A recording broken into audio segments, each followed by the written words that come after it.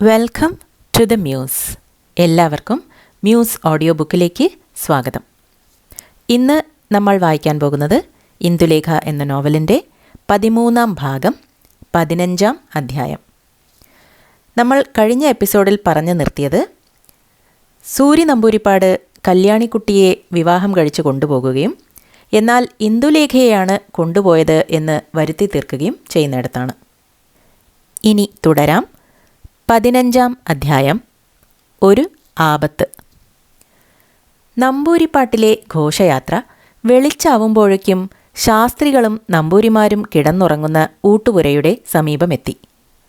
ആ ഊട്ടുപുര പഞ്ചുമേനവൻ്റെ വകയും 2 വഴികൾ കൂടുന്ന സ്ഥലത്തുണ്ടാക്കപ്പെട്ടിട്ടുള്ളതുമാണ്.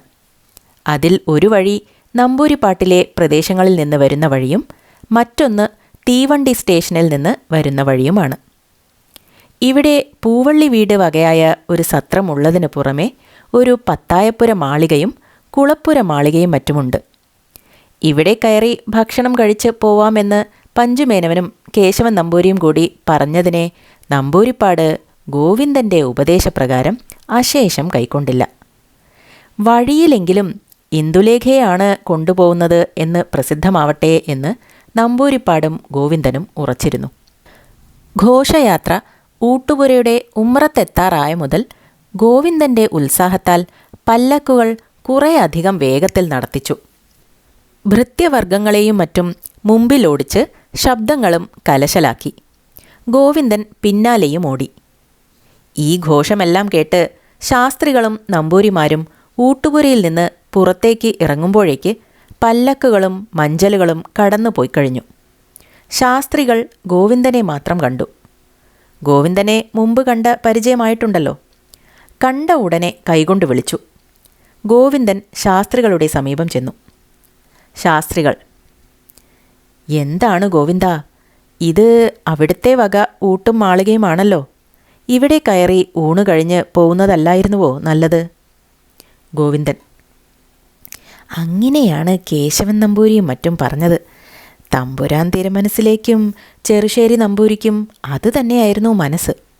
അപ്പോഴേക്ക് വേറെ ഒരാൾക്ക് നേരെ ഉണ്ണാൻ മനയ്ക്കൽ തന്നെ എത്തണം എന്ന് പിടുത്തം. അവിടെ സകലം പിടുത്തമല്ലേ. ആർക്ക്? ഇന്ദുലേഖയ്ക്കോ? അതെ. ഒരു പിടുത്തവുമില്ല. ഇത്ര ദുഷ്ടബുദ്ധിയായിട്ട് ഒരു സ്ത്രീയെ ഞാൻ കണ്ടിട്ടില്ല. ഗോവിന്ദൻ: മഹാദുഷ്ടയാണ്, എനിക്ക് സംശയമില്ല. എന്ത് ചെയ്യും, തമ്പുരാന് അതിപ്രേമം. അങ്ങനെ തന്നെ ഇന്ദുലേഖയ്ക്ക് അങ്ങോട്ടും. പിന്നെ എന്താണ് നിവൃത്തി? ഇനി ഞങ്ങൾ ഇന്ദുലേഖയുടെ ദാസന്മാർ തന്നെ. എന്ത് ചെയ്യാം? ശാസ്ത്രികൾ: ഇന്ദുലേഖയുടെ പ്രേമം പണം പിടുങ്ങണമെന്നുള്ള പ്രേമം തന്നെ, മറ്റൊരു പ്രേമവുമല്ല. ഗോവിന്ദൻ: അതെ അതെ, അതിനാർക്കാണ് സംശയം? ഞാൻ പോകുന്നു, പല്ലക്ക് വളരെ ദൂരത്തായി എന്ന് പറഞ്ഞ് ഗോവിന്ദൻ ഓടിപ്പോയി. ശാസ്ത്രികളും നമ്പൂരിമാരും തീവണ്ടി സ്റ്റേഷനിലേക്കുള്ള വഴിക്കും പുറപ്പെട്ടു. മാധവൻ മദിരാശിയിൽ നിന്ന് അയച്ച കത്ത് പ്രകാരം ഈ സംബന്ധം നടന്നതിൻ്റെ തലേ ദിവസം വണ്ടിക്ക് പുറപ്പെട്ട് നമ്പൂരിപ്പാട്ടിലെ ഘോഷയാത്ര ഉണ്ടായ ദിവസം 11:30 മണിക്ക് ശാസ്ത്രികളും മറ്റും വണ്ടി കയറാൻ പോകുന്ന സ്റ്റേഷനിൽ ഇറങ്ങി. സ്റ്റേഷന് സമീപം 2-3 ചോറ്റുകച്ചവടം ചെയ്യുന്ന മഠങ്ങളുണ്ട്. ക്ഷീണം നിമിത്തം അതിൽ ഒരു മഠത്തിൽ കയറി ഊണ് കഴിച്ച് വൈകുന്നേരത്തേക്ക് വഴിയിലുള്ള തൻ്റെ വക സത്രത്തിൽ താമസിച്ച് പിറ്റേന്ന് ഊണിന് തക്കവണ്ണം ഭവനത്തിലെത്താമെന്ന് നിശ്ചയിച്ചു. തൻ്റെ കൂടെ ഒരു ഭൃത്യൻ മാത്രമുണ്ട്. ഷിന്നനെയും മറ്റൊരു ഭൃത്യനെയും മദിരാശിയിൽ തന്നെ നിർത്തി 8 ദിവസത്തെ കൽപ്പന വാങ്ങി പോന്നതാണ്. ചോറ്റുകച്ചവടം ചെയ്യുന്ന ഒരു മഠത്തിൽ കയറി ചെന്നപ്പോൾ അവിടെ വഴിയാത്രക്കാർ ഒരു 2-3 നമ്പൂരിമാരും 2-4 പട്ടന്മാരും തമ്മിൽ സംസാരമാണ്. ഇവർ തലേ ദിവസം പകലത്തെ വാരത്തിൽ ചെമ്പാഴിയോട്ട് ക്ഷേത്രത്തിൽ ഭക്ഷണം കഴിച്ച് പോന്നവരാണ്. അന്നത്തെ രാവിലത്തെ വണ്ടി കിട്ടാതെ താമസിക്കുന്നതാണ്. എല്ലാവരും ഊണ് കഴിഞ്ഞിരിക്കുന്നു. എന്നിട്ട് വെടി പറയുന്നു. മാധവൻ ചെന്ന് കയറുമ്പോൾ ഒരു നമ്പൂരി: ഇന്ദുലേഖയുടെ ഭാഗ്യം തന്നെ എന്നെനിക്ക് തോന്നുന്നു. മാധവൻ ഇന്ദുലേഖ എന്ന പേര് കേട്ടപ്പോൾ ഒന്ന് ഞെട്ടി ഭ്രമിച്ചു. ഇതെന്ത് കഥയാണ് എന്ന് വിചാരിച്ചു. മാധവൻ, ഏത് ഇന്ദുലേഖ എന്ന് ആ മുറ്റത്ത് നിന്നുകൊണ്ട് തന്നെ ആ വാക്ക് പറഞ്ഞ് നമ്പൂരിയോട് ചോദിച്ചു. നമ്പൂരി, ചെമ്പാഴിയോട്ട് ഇന്ദുലേഖ എന്ന ഒരു പെണ്ണ്. എന്താണ്, അവളെ അറിയുമോ? മാധവൻ, എന്താണ് ഇന്ദുലേഖയ്ക്കൊരു ഭാഗ്യം വന്നത്, കേൾക്കട്ടെ. നമ്പൂരി, ഇന്ദുലേഖയ്ക്ക് ഇന്നലെ സംബന്ധമായിരുന്നു. മാധവൻ ഇടി തട്ടിയ മരം പോലെ ഒരു ക്ഷണം നിന്നു. പിന്നെ ഒച്ച വലിച്ചിട്ട് വരുന്നില്ല, എന്ത് ചെയ്തിട്ടും വരുന്നില്ല.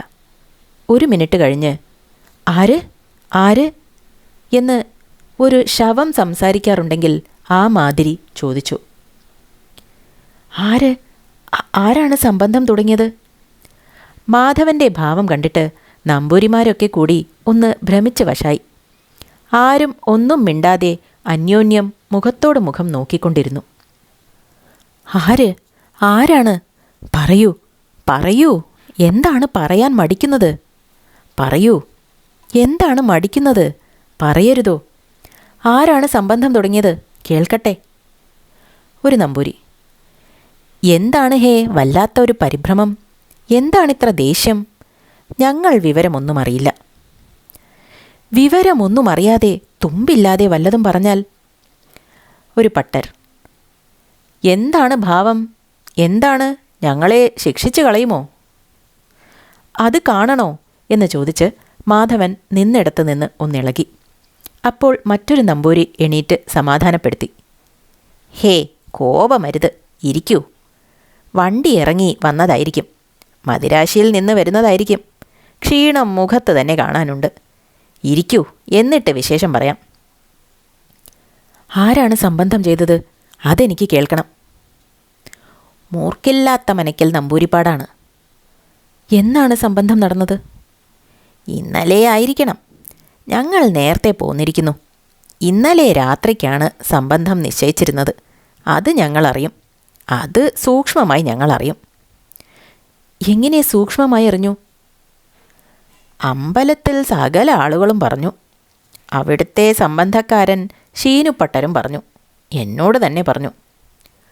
മാധവൻ നിർജീവനായി ഇറയത്തിരുന്നു. ആ മഠത്തിലെ ചോറ്റുകച്ചവടക്കാരി ഒരു കിഴവി, ബ്രാഹ്മണ സ്ത്രീ, ഈ അതിസുന്ദരനായ കുട്ടിയെ വളരെ പരവശനായി കണ്ടിട്ട് വേഗം പുറത്തു വന്ന് ഒരു പായ എടുത്തു കൊടുത്തു. ഇതിലിരിക്കാമെന്ന് പറഞ്ഞു. കുറേ സംഭാരം കുടിച്ചാൽ ക്ഷീണത്തിന് ഭേദമുണ്ടാവും, കൊണ്ടുവരട്ടെ എന്ന് ചോദിച്ചു. മാധവൻ ഈ വാക്കുകൾ ഒന്നും കേട്ടതേയില്ല. നിലത്ത് തന്നെ ഇരുന്നു. കുറേ കഴിഞ്ഞപ്പോൾ ഇന്ന ആളോടാണെന്നില്ല, എനിക്ക് കുടിപ്പാൻ കുറേ വെള്ളം വേണം എന്ന് പറഞ്ഞു. ഒരു നമ്പൂരി വേഗം വെള്ളം എടുത്തു കൊണ്ടുവന്നു. മാധവൻ വെള്ളം കുടിച്ച് പായ നീർത്തി അതിൽ കിടന്നു. അതികോമളനായിരിക്കുന്ന ഈ കുട്ടിയുടെ വ്യസനവും സ്ഥിതിയും കണ്ട് ആ മഠത്തിൽ ഉണ്ടായിരുന്നവരെല്ലാം ഒരുപോലെ വ്യസനിച്ചു. കുറെ കിടന്ന ശേഷം എഴുന്നേറ്റ് തൻ്റെ എഴുത്തുപെട്ടി തുറന്ന് തനിക്ക് അച്ഛൻ ഗോവിന്ദപ്പണിക്കർ നമ്പൂരിപ്പാട്ടിലെ സംബന്ധത്തെപ്പറ്റി മദിരാശിക്ക് എഴുതിയിരുന്ന എഴുത്തെടുത്ത് വായിച്ചു. ആ വായിച്ച ഭാഗം താഴെ ചേർക്കുന്നു. കാരണവരും കേശവൻ നമ്പൂരിയും ഇന്ദുലേഖയ്ക്ക് മൂർക്കില്ലാത്ത മനയ്ക്കൽ നമ്പൂരിപ്പാട്ടിലെ കൊണ്ട് സംബന്ധം നടത്തിക്കുവാൻ അത്യുത്സാഹം ചെയ്തു വരുന്നു. ഈ നമ്പൂരിപ്പാട് വലിയ ഒരു ദ്രവ്യസ്ഥനാണെങ്കിലും എനിക്ക് ഈ കാര്യം നടക്കുമെന്ന് തോന്നുന്നില്ല. കുട്ടന് ഇതിൽ വിഷാദം ഒട്ടും വേണ്ട. ഇത് വായിച്ച് എഴുത്ത് പെട്ടിയിൽ തന്നെ വെച്ചു. മാധവൻ പിന്നെയും അവിടെ കിടന്ന് വിചാരം തുടങ്ങി. ഇങ്ങനെ വരാമോ? ഒരിക്കലും വരാൻ സംഗതിയില്ല. എന്നാൽ ഈ നമ്പൂരിപ്പാട്ടിലെ പറ്റി മാധവി എനിക്ക് ഒരു എഴുത്തയച്ച് കണ്ടില്ലല്ലോ. മാധവിയുടെ ഒരു എഴുത്തും ഞാൻ പോന്നതിൽ പിന്നെ എനിക്ക് കിട്ടിയിട്ടില്ല. ഇങ്ങനെ എഴുതാതിരിക്കാറില്ല മുമ്പ്. ഇരിക്കട്ടെ, വേറെ സംഗതിവശാലും അങ്ങനെ വരാം. എന്നാൽ ഷീനുപ്പട്ടർ വർത്തമാനങ്ങളൊന്നും അറിയാതെ ഈ കാര്യത്തിൽ ഭോഷ്ക് പറയുവാൻ സംഗതിയില്ല. എന്തൊരു കഥയാണിത്! സ്ത്രീകളുടെ മനസ്സ് ഇങ്ങനെയായിരിക്കാം. നമ്പൂരിപ്പാട് എന്നേക്കാൾ യോഗ്യനായിരിക്കാം. എന്നേക്കാൾ അധികം സമർത്ഥനും രസികനുമായിരിക്കാം. ഇന്ദുലേഖ ഭ്രമിച്ചിരിക്കാം. അമ്മാമൻ്റെ നിർബന്ധവും ഉണ്ടായിരിക്കാം എന്നൊക്കെ ഒരിക്കൽ ആലോചിക്കും. പിന്നെ അതെല്ലാം തെറ്റാണെന്ന് വിചാരിക്കും. എൻ്റെ മാധവി അന്യപുരുഷനെ ഒരിക്കലെങ്കിലും കാക്ഷിക്കുമോ? ഞാൻ എന്തൊരു ശപ്പനാണ്. ഛേ, ആരോ എന്തോ ഒരു ഭോഷ്കുണ്ടാക്കിയത് ഇക്കൂട്ടർ കേട്ട് വന്നതാണ്. ഇങ്ങനെ കുറേ ആലോചിക്കും. എന്നാൽ ഷീനുപ്പട്ടർ പറഞ്ഞു എന്ന് പറയുവാൻ എന്ത് സംഗതി? അതിന് സംഗതിയില്ലല്ലോ എന്നോർത്ത് വ്യസനിക്കും. ഇങ്ങനെ മനസ്സ് അങ്ങോട്ടും ഇങ്ങോട്ടും ചലിച്ചുകൊണ്ട് മാധവൻ കിടക്കുമ്പോൾ 5-6 വഴിപ്പോക്കർ പിന്നെയും എത്തി. അവർ നമ്പൂരിപ്പാടിൻ്റെ സമീപവാസികളാണ്. വഴിയിൽ വെച്ച് നമ്പൂരിപ്പാട്ടിലെ ഘോഷയാത്ര കണ്ടവരാണ്. അവർ വന്ന് എത്തിക്കൂടുമ്പോൾ അതിലൊരാൾ അവിടെ ഇരിക്കുന്നതിൽ താനുമായി മുമ്പ് പരിചയമുള്ള ഒരാളോട് പറയുന്നു, ഇന്ന് വഴിയിൽ ഞങ്ങളൊരു ഘോഷയാത്ര കണ്ടു. ഇത് പറയുന്നത് കേട്ടപ്പോൾ തന്നെ മാധവന് കാര്യം മനസ്സിലായി. ഇലക്ട്രിക് ബാറ്ററി എന്ന വിദ്യുത് ശക്തി യന്ത്രപ്പെട്ടി കൈകൊണ്ട് പിടിച്ചവന് ആ യന്ത്രം തിരിച്ചാൽ ശരീരത്തിൽ ആകെപ്പാടെ എന്തൊരു വ്യാപാരമുണ്ടാവുമോ, അതുപോലെ മനസ്സിനെന്ന് മാത്രമല്ല സർവ്വ അവയവങ്ങൾക്കും ഒരു തരിപ്പോ ദുസ്സഹമായ വേദനയോ തോന്നി. ഒരു നമ്പൂരി, എന്താണ് ഘോഷം? ആരുടെ യാത്രയാണ്?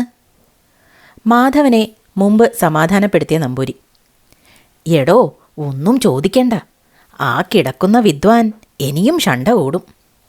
മറ്റൊരു നമ്പൂരി, ഇതെന്തൊരു കഥയാണ്? നോക്കൂ, ഒന്നും സംസാരിച്ചുകൂടാ എന്നോ? ഷണ്ട കൂടട്ടെ. എന്താണ് ഘോഷം? പറയൂ. ഒടുവിൽ വന്ന വഴിയാത്രക്കാരിൽ ഒരുവൻ, മൂർക്കില്ലാത്ത നമ്പൂരിപ്പാട്ടിലെ ഘോഷയാത്ര.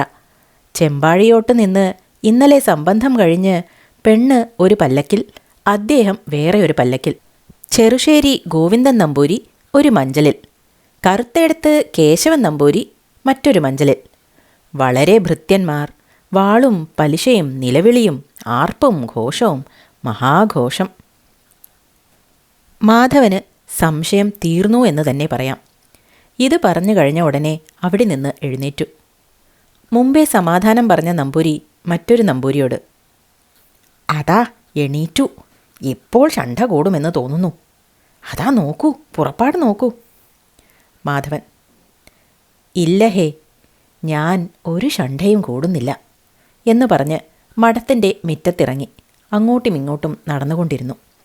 അപ്പോൾ ശങ്കരശാസ്ത്രികളും മറ്റും അതിൻ്റെ നേരെ തെക്കേ മഠത്തിലേക്ക് ചെന്ന് കയറുന്നത് കണ്ട്, ശങ്കരശാസ്ത്രികളല്ലേ അത് എന്ന് മാധവൻ വിളിച്ചു ചോദിച്ചു. ശാസ്ത്രികൾ തിരിഞ്ഞു നോക്കി വല്ലാതെ ഒന്ന് ഭ്രമിച്ചു. മഹാഭാവം, ഇതും ഇത്ര ക്ഷണം എനിക്ക് സംഗതി വന്നുവോ? ഈ കുട്ടിയെ ഞാൻ എങ്ങനെ കാണും? എന്തു പറയും? ഞാനൊരു മഹാപാപി തന്നെ എന്ന് വിചാരിച്ചു. ശങ്കരശാസ്ത്രി, അതെ, ഞാൻ തന്നെ എന്ന് പറയുമ്പോഴേക്ക് മാധവൻ ഇറങ്ങി അദ്ദേഹത്തിൻ്റെ അടുക്ക് എത്തിയിരിക്കുന്നു. മാധവൻ, ഞാൻ ഇപ്പോൾ ഇവിടെ വെച്ച് മാധവിയെക്കുറിച്ച് കേട്ട വർത്തമാനം ശരി തന്നെയോ? ശാസ്ത്രികൾ, അതെ. ആ അതെ എന്ന വാക്ക് ഇടിത്തീന് സമം ഇടിത്തി തന്നെ. മാധവൻ്റെ മുഖവും ദേഹവും കരിഞ്ഞ് കരുവാളിച്ചുപോയി. കാർക്കോടകൻ കടിച്ചപ്പോൾ നളന് വൈരൂപ്യം വന്നതുപോലെ എന്ന് പറയാം. പിന്നെ ശാസ്ത്രികളോട് ഒന്നും ഉരിയാടിയില്ല. നേരെ കിഴക്കോട്ട് നോക്കിയപ്പോൾ ഒരു വലിയ കുളവും ആൽത്തറയും കണ്ടു. ആ ഭാഗത്തേക്ക് നടന്നു. ശാസ്ത്രികളും പിന്നാലെ തന്നെ നടന്നു. അത് മാധവൻ അറിഞ്ഞില്ല. കുളവക്കിൽ അരയാൽ തറ ചാരി അന്ധനായി നിർവികാരനായി ഒരു അരമണിക്കൂർ നേരം നിന്നു. അപ്പോഴേക്ക് മനസ്സിന് അല്പം ശാന്തത വന്നു. തിരിഞ്ഞു നോക്കിയപ്പോൾ ശാസ്ത്രികൾ അടുക്കെ നിൽക്കുന്നത് കണ്ടു. ശാസ്ത്രികളെ കണ്ടപ്പോൾ സാധു മാധവൻ കരഞ്ഞുപോയി. കണ്ണിൽ നിന്ന് ജലധാര നിന്നില്ല. ശാസ്ത്രികളും കരഞ്ഞു. ഇങ്ങനെ കഴിഞ്ഞു അല്പനേരം. സാധു ശാസ്ത്രികൾക്ക് മാധവനേക്കാളും വ്യസനം. ഒരു വാക്കുപോലും പറവാൻ സാധിച്ചില്ല. ഒടുവിൽ മാധവന് തന്നെ ഇത് വലിയ അവമാനമാണെന്ന് തോന്നി. താൻ കണ്ണുനീർ തുടച്ച് ധൈര്യം നടിച്ച് ശാസ്ത്രികളോട് സംസാരിച്ചു. ശാസ്ത്രികൾ എന്തിന് വിഷാദിക്കുന്നു? വിഷാദിക്കരുത്. ലോകത്തിൽ ഇതെല്ലാം ഉണ്ടാവുന്ന കാര്യങ്ങളാണല്ലോ. ശാസ്ത്രികൾക്ക് പിന്നെയും ഒരക്ഷരം മിണ്ടിക്കൂടാ. എടത്തൊണ്ട വിറച്ചും കണ്ണുനീരൊഴുക്കിക്കൊണ്ടും ഇരുന്നു. ഇദ്ദേഹം നല്ല പഠിപ്പുള്ള രസികനായ ഒരു ബ്രാഹ്മണനാണ്. മാധവനെ കണ്ണിൻ മുമ്പിൽ കണ്ടപ്പോഴാണ് ഇദ്ദേഹം ധരിച്ച പ്രകാരം ഇന്ദുലേഖയുടെ ദുഷ്ടതയായുള്ള പ്രവൃത്തിയോർത്ത് അധികം സങ്കടപ്പെട്ടത്. മാധവനും ഈ ശാസ്ത്രികളെ വളരെ താൽപ്പര്യമാണ്. ഇന്ദുലേഖയ്ക്കും അങ്ങനെ തന്നെ ആയിട്ടാണ് മാധവൻ കണ്ടിട്ടുള്ളത്. മാധവൻ, എന്തിന് ശാസ്ത്രികൾ വെറുതെ വ്യസനിക്കുന്നു? എനിക്ക് അശേഷം വ്യസനമില്ല. പിന്നെ മാധവി, അല്ല, ഇന്ദുലേഖയ്ക്ക് വളരെ സന്തോഷമായ കാലവുമല്ലേ? നിങ്ങളുടെ സ്നേഹിതന്മാരായ എനിക്കും ഇന്ദുലേഖയ്ക്കും വ്യസനമില്ലാത്ത കാര്യത്തിൽ എന്നെക്കുറിച്ച് എന്തിന് നിങ്ങൾ വ്യസനിക്കുന്നു? ശാസ്ത്രികൾ: ഇന്ദുലേഖ എൻ്റെ സ്നേഹത്തിന് ഇനിമേൽ യോഗ്യയല്ല. ഞാൻ അവളെ വെറുക്കുന്നു. ഇത് കേട്ടപ്പോൾ മാധവന് രണ്ടാമതും കണ്ണിൽ ജലം നിറഞ്ഞു. കുറേ നേരം ഒന്നും മിണ്ടാതെ നിന്നു. പിന്നെ, അവളെ എന്തിന് അത്ര കുറ്റം പറയുന്നു? അമ്മാമൻ്റെ പിടുത്തമായിരിക്കണം. എന്നാൽ വേണ്ടതില്ലല്ലോ. ഇന്ദുലേഖയുടെ സ്വന്തം ഇഷ്ടപ്രകാരം തന്നെ ഉണ്ടായതാണിത്. അവളും നമ്പൂരിപ്പാടുമായി ബഹു ഇഷ്ടമായി മനസ്സ് ലയിച്ച പോലെയാണ് എല്ലാം കണ്ടത്. എന്നാൽ നമ്പൂരിപ്പാടോ പടുവിഡ്ഢി എന്ന് ലോകപ്രസിദ്ധൻ. കണ്ടാൽ ഒരു അശ്വമുഖൻ. മതി മതി, എനിക്കിതൊന്നും കേൾക്കണ്ട. ഞാൻ ഇന്നത്തെ വൈകുന്നേരത്തെ വണ്ടിക്ക് തന്നെ മദിരാശിക്ക് മടങ്ങിപ്പോകുന്നു. അതാണ് ഇപ്പോൾ നല്ലത് എന്ന് എനിക്കും തോന്നുന്നു. എന്നാൽ വേഗം ഊണ് കഴിക്കണ്ടേ? ഊണ് കഴിക്കണമെന്നില്ല. അങ്ങനെ പോരാ. മഠത്തിൽ വന്നിരിപ്പാനും മറ്റും സുഖമില്ലെങ്കിൽ ചോറ് ഞാൻ ഇങ്ങോട്ട് കൊണ്ടുവരാമല്ലോ. ആൽത്തറ വിജനമായിരിക്കുന്നു, നല്ല തണുപ്പുമുണ്ട്. എന്നാൽ നിങ്ങൾ ഭക്ഷണം കഴിഞ്ഞിട്ട് കുറേ ചോറ് ഇവിടെ കൊണ്ടുവന്ന് തന്നേക്കിൻ. ശാസ്ത്രികൾ ഉണ്ണാൻ പോയി. മാധവൻ അരയാൽ തറയിലിരുന്ന് വിചാരവും തുടങ്ങി. അതെല്ലാം ഇവിടെ പറയുന്നത് നിഷ്ഫലം. ചിലതെല്ലാം ചെയ്യുവാൻ നിശ്ചയിച്ചുറച്ചു. അത് ഈ കഥയിൽ ഇനി കാണാമല്ലോ. ഊണ് കഴിഞ്ഞ് വണ്ടി കയറി. ശാസ്ത്രികൾ കൂടെ വരാമെന്ന് പറഞ്ഞതിനെ സമ്മതിച്ചില്ല. പിറ്റേ ദിവസം മദിരാശി എത്തിയ ഉടനെ ഗിൽഹാം സാഹിബിനെ കാണാൻ പോയി. അദ്ദേഹം അന്ന് കച്ചേരിക്ക് പോയിട്ടില്ല, ആപ്പീസ് മുറിയിലിരിക്കുന്നു. മാധവൻ്റെ കാർഡ് കണ്ടപ്പോൾ ഒന്ന് ആശ്ചര്യപ്പെട്ടു. 8 ദിവസം കൽപ്പന വാങ്ങി തലേ ദിവസത്തിന് മുമ്പത്തെ ദിവസം മലബാറിലേക്ക് കല്യാണം കഴിപ്പാനാണെന്ന് പറഞ്ഞു പോയ മാധവൻ മടങ്ങി വന്നുവോ എന്ന് ആശ്ചര്യപ്പെട്ട് വിളിക്കാൻ പറഞ്ഞു. മാധവൻ അകത്തേക്ക് വന്ന് സായിപ്പ് മുഖത്തേക്ക് നോക്കിയപ്പോൾ വളരെ വ്യസനിച്ചുപോയി. ഈ ഗിൽഫാം സായിപ്പ് മാധവനിൽ വളരെ പ്രിയമുള്ള ഒരാളായിരുന്നു. മാധവനെ സിവിൽ സർവീസിലെടുപ്പാൻ അദ്ദേഹം തീർച്ചപ്പെടുത്തി വച്ചിരിക്കുന്നു. വണ്ടിയിൽ 2-3 ദിവസത്തെ വഴിയാത്രയും മനസ്സിൻ്റെ വ്യസനവും നിമിത്തം മാധവൻ്റെ മുഖം കഠിനമായി വാടിയിരുന്നു. മുമ്പ് കാർഡ് അയച്ചിട്ടില്ലായിരുന്നുവെങ്കിൽ സായിപ്പ് മാധവനെ കണ്ടറിവാൻ പക്ഷേ പ്രയാസപ്പെടുമായിരുന്നു എന്ന് പറയാം. കണ്ടയുടനെ ഗിൽഹാം സായിപ്പ്: മാധവ, എന്താണിത്? കുടുംബത്തിൽ ആരെങ്കിലും മരിച്ചുവോ? എന്താണ് നീ ബന്ധപ്പെട്ട് മടങ്ങിയത്? നിന്റെ മുഖവും ഭാവവും വല്ലാതിരിക്കുന്നു. ഇരിക്കൂ. മാധവൻ: എൻ്റെ കുടുംബത്തിലും സ്നേഹിതന്മാരിലും ആരും മരിച്ചിട്ടില്ല. എന്നാൽ എനിക്ക് മനസ്സിന് വലുതായ ഒരു വ്യസനം വന്നിട്ടുണ്ട്. അത് എൻ്റെ മേൽ ഇത്ര വാത്സല്യമുള്ള താങ്കളെ ഗ്രഹിപ്പിക്കാൻ ഞാൻ മടിക്കുന്നില്ല. ഇത് കേട്ട ഉടനെ ബുദ്ധിമാനായ സായിപ്പിന് ഏകദേശം കാര്യം മനസ്സിലായി. കല്യാണത്തിനാണ് മാധവൻ പോന്നു എന്ന് പറഞ്ഞ് കൽപ്പന വാങ്ങിപ്പോയത് എന്ന് തനിക്ക് ഓർമ്മയുണ്ട്. അതിന് വല്ല തകരാറും വന്നിട്ടുണ്ടായിരിക്കും. ആ കാര്യം തന്നോട് പറയുന്നതിന് മാധവന് മടിയുണ്ടാകുകയില്ലെങ്കിലും പറയുമ്പോൾ ഒരു സമയം ലജ്ജ ഉണ്ടാവുമായിരിക്കും.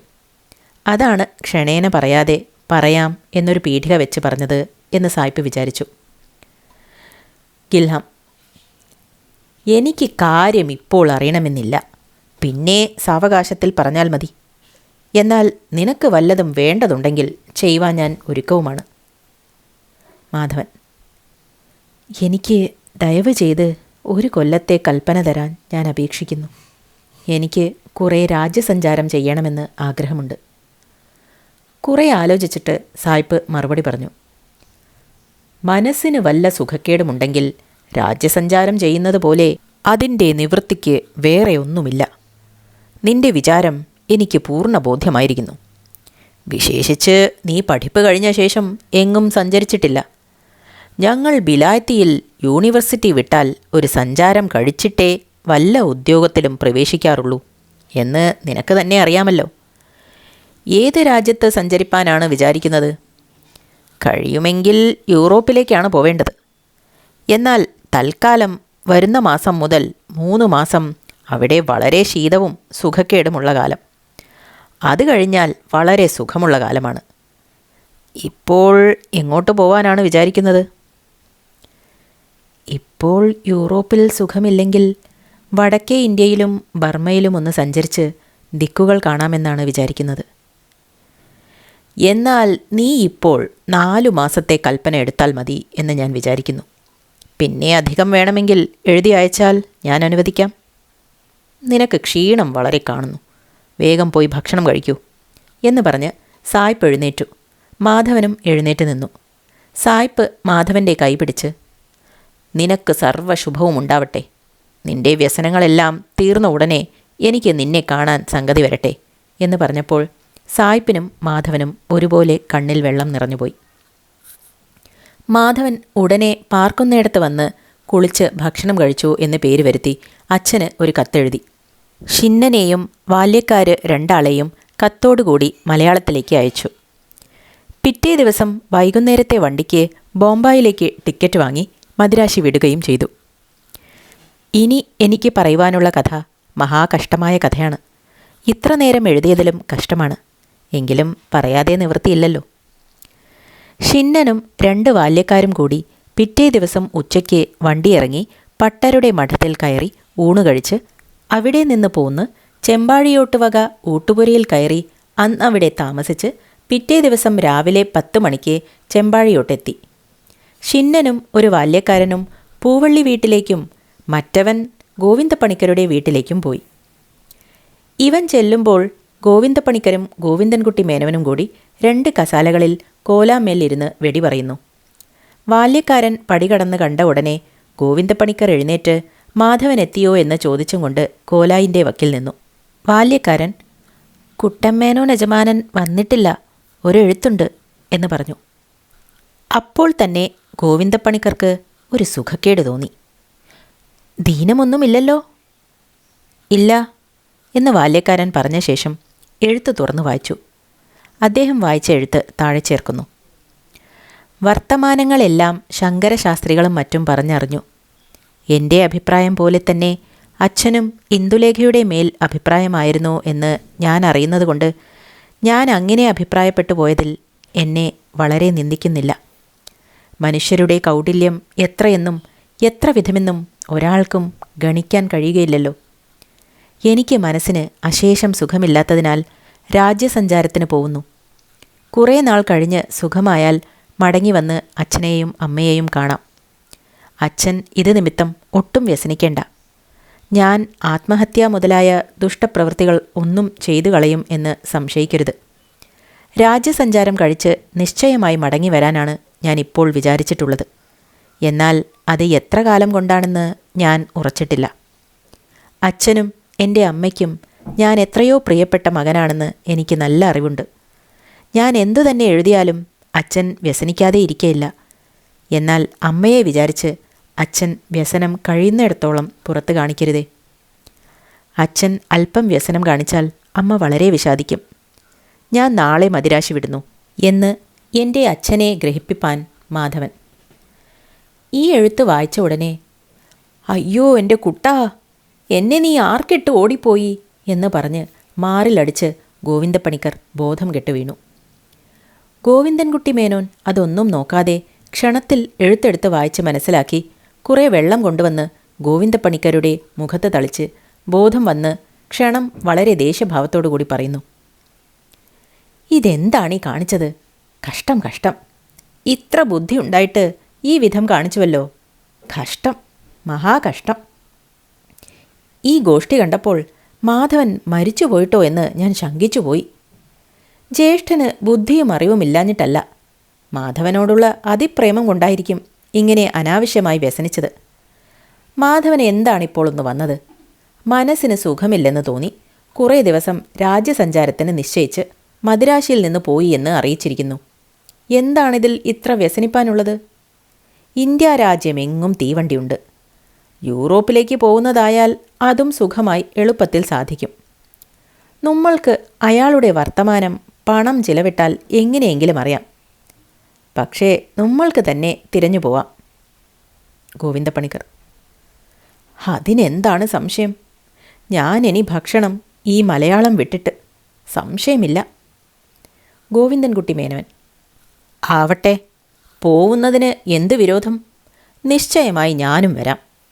ഇങ്ങനെ തുമ്പില്ലാതെ വ്യസനിക്കുന്നത് എന്ത് കഷ്ടം.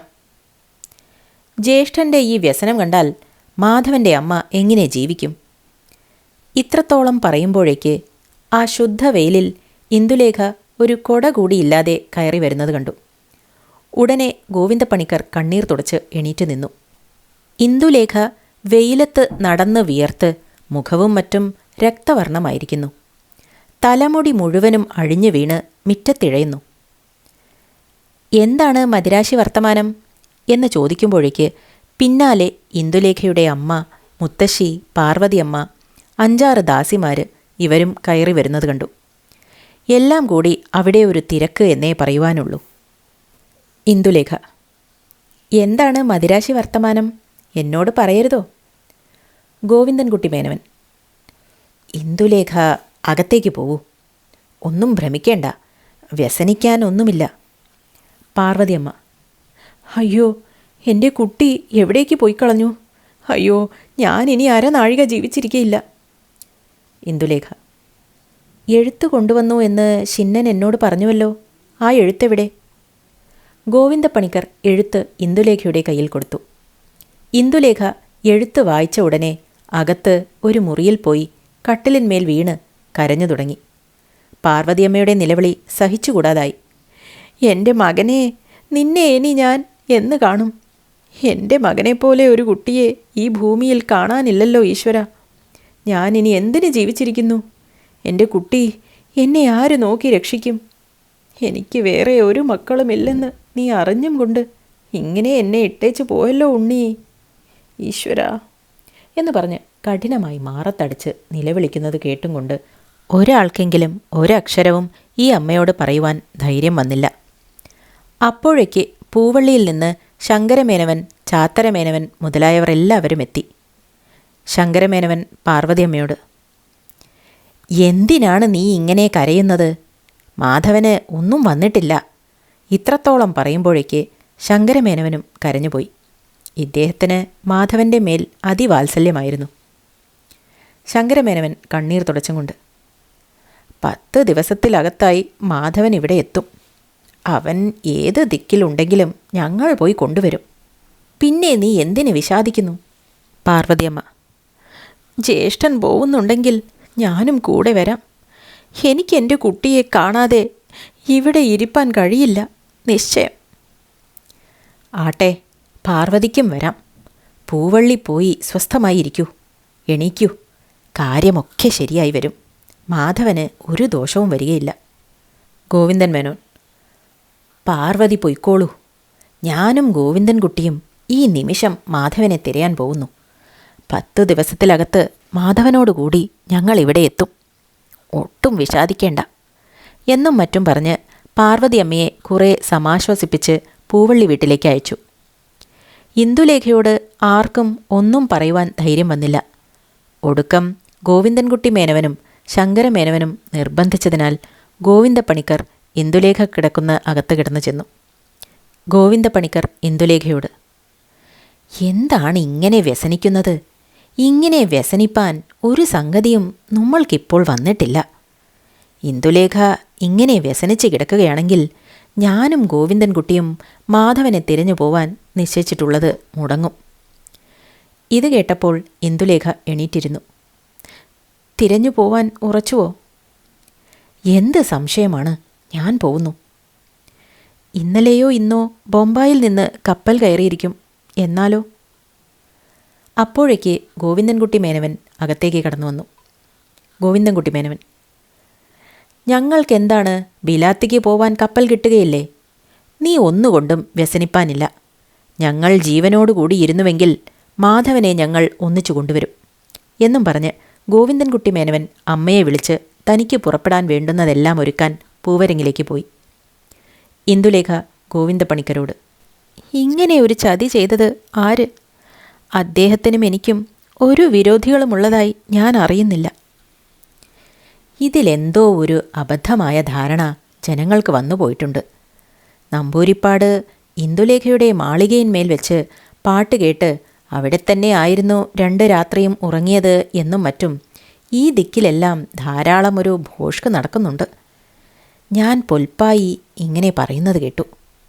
പിന്നെ നമ്മുടെ ശാസ്ത്രികളും കുട്ടിയോട് വേണ്ട വിഡ്ഢിത്തമെല്ലാം ചെന്ന് പറഞ്ഞു എന്നല്ലേ കേട്ടത്. എന്ത് ചെയ്യാം, നമ്മളുടെ ഗ്രഹപ്പിഴ. എൻ്റെ കുട്ടിയെ കാണാതെ ഞാൻ മടങ്ങുകയില്ല. കണ്ടില്ലെങ്കിൽ ഞാൻ പിന്നെ ജീവിച്ചിരിക്കുകയുമില്ല എന്നു പറയുമ്പോഴേക്ക് കണ്ണിൽ നിന്ന് വെള്ളം ധാരാളമായി ചാടിത്തുടങ്ങി. ഇന്ദുലേഖ: വ്യസനിക്കരുതേ, അദ്ദേഹത്തെ കാണും. നമ്മൾക്ക് സുഖമായിരിക്കാനും സംഗതി വരും. എന്നാൽ എനിക്ക് മുഖ്യമായ വ്യസനം എൻ്റെ സ്വഭാവം ഇത്ര വെടിപ്പായി മനസ്സിലായിട്ട് ഞാൻ ഇത്ര അന്തസ്സാരമില്ലാത്തവളാണെന്ന് ഇത്ര വേഗം നിശ്ചയിച്ചു കളഞ്ഞുവല്ലോ എന്നുള്ളതാണ്. ഈ വ്യസനം എനിക്ക് സഹിക്കുന്നില്ല എന്ന് പറഞ്ഞ് ഇന്ദുലേഖ കരഞ്ഞു. ഗോവിന്ദപ്പണിക്കർ: മാധവൻ ഇക്കുറി മദിരാശിക്ക് പോകുമ്പോൾ ഞാൻ തന്നെ ഇന്ദുലേഖയുടെ തൻ്റെയിടത്തെക്കുറിച്ചും മറ്റും വളരെ പറഞ്ഞിരുന്നു. ഗ്രഹപ്പിഴയ്ക്ക് എൻ്റെ കുട്ടിക്ക് അതൊന്നും തോന്നിയില്ല. ഇനി ഏതായാലും ഇങ്ങനെ വ്യസനിച്ചിരുന്നിട്ട് ഫലമില്ല. ഞാൻ പുറപ്പെടാനൊക്കെ ഒരുങ്ങട്ടെ എന്ന് പറഞ്ഞ് ഗോവിന്ദപ്പണിക്കർ പുറപ്പാടിനുള്ള ശ്രമങ്ങൾ തുടങ്ങി. ഇന്ദുലേഖയെ ഒരുവിധമെല്ലാം സാന്ത്വനം ചെയ്ത് അമ്മ ലക്ഷ്മിക്കുട്ടിയമ്മയോടുകൂടി പൂവരങ്ങിലേക്ക് അയക്കുകയും ചെയ്തു. ഗോവിന്ദപ്പണിക്കർ തൻ്റെ ഭാര്യയെയും സമാശ്വസിപ്പിച്ച് പുറപ്പെടാൻ ഒരുങ്ങി. പഞ്ചുമേനവന് ഈ വർത്തമാനം കേട്ടപ്പോൾ ബഹു സന്തോഷമായി. കുരുത്തം കെട്ടവൻ, അങ്ങനെയെല്ലാം പറ്റും എന്ന് പറഞ്ഞ് സന്തോഷിച്ചു. എന്നാൽ തനിക്ക് മാധവൻ എന്ത് സംഗതിയാലാണ് പൊയ്ക്കളഞ്ഞത് എന്ന് വെളിവായി മനസ്സിലായിട്ടില്ല. തൻ്റെ ശപഥം കേട്ടിട്ട് ഭയപ്പെട്ടിട്ടോ മറ്റോ ആയിരിക്കാമെന്ന് ഒരു ഊഹം മാത്രമുണ്ട്. പഞ്ചുമേനവനോട് ഗോവിന്ദൻകുട്ടി മേനവൻ യാത്ര അറിയിച്ചപ്പോൾ അത് അശേഷം തനിക്ക് രസമായില്ലെങ്കിലും വിരോധിച്ചാൽ ഫലമുണ്ടാവുകയില്ലെന്ന് നിശ്ചയിച്ച് മൗനാനുവാദമായി സമ്മതിച്ചു എന്ന് തന്നെ പറയാം. അന്ന് അത്താഴം കഴിഞ്ഞ് ഗോവിന്ദപ്പണിക്കരും ഗോവിന്ദൻകുട്ടി മേനവനും ഒരു 4 ബാല്യക്കാരും കൂടി മാധവനെ തിരയുവാൻ പുറപ്പെട്ടു പോകുകയും ചെയ്തു. ഇതോടെ 15-ാം അധ്യായം അവസാനിക്കുന്നു. ഇനി ബാക്കി ഭാഗങ്ങളുമായി വരുന്നതുവരെ നന്ദി. നിങ്ങളുടെ അഭിപ്രായങ്ങളും നിർദ്ദേശങ്ങളും മറക്കാതെ കമൻറ്റ് ബോക്സിലൂടെ അറിയിക്കുമല്ലോ. വീണ്ടും കാണാം.